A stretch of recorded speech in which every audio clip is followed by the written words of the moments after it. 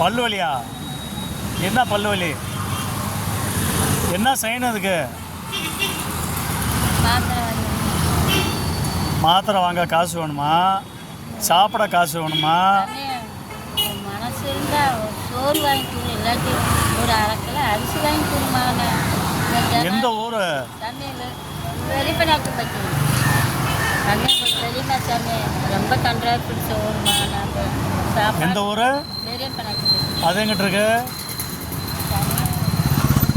தேனி பக்கம் போகலாம். தேனி பக்கம். சரி மலைக்கு இடையில இருக்கு சாமி அந்த ஊர். சரி மலைக்குள்ளே நடந்து இங்கிட்ட எதுக்கு வந்தா? நான் சாப்பாடு வருவேன். இல்லைம்மா, தேனி பக்கம் வந்து இங்கே எதுக்கு வந்தா?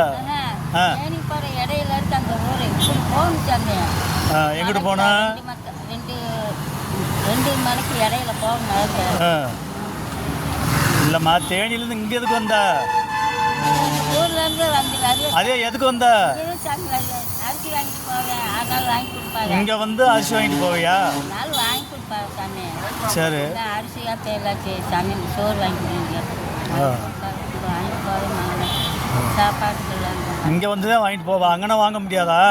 உள்ளூர்கார ஏசி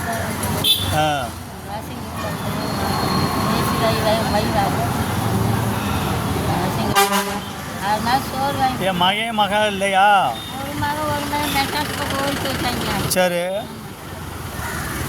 எங்கள் சோறு வாங்கிட்டு சோறு மழை மேலே சாமி.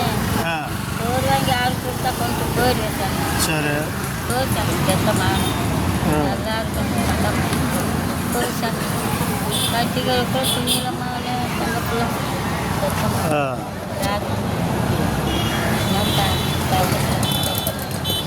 குருணை வாங்கி கொடுப்பாங்க.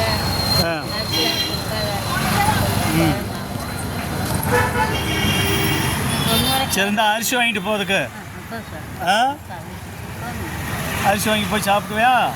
நான் வந்து பார்ப்பேன். எங்கன்னு போய் அரிசி வாங்குவா? குருணை தான் சாமி வாங்குவியா? குருணை வாங்குவேன். குருணை வாங்கிட்டு போவா? அரைக்கில் குருணை வாங்கிக்குவேன். சரி இருக்குல்ல அங்கே ஒரு மக்களே, இந்த அம்மா குருணை வாங்கிட்டு போகிறோம்ன்றது காசு கொடுத்துருக்கேன். குருணை வாங்கிட்டு போகட்டும். ரைட்டு போய் சாப்பிடு. சரி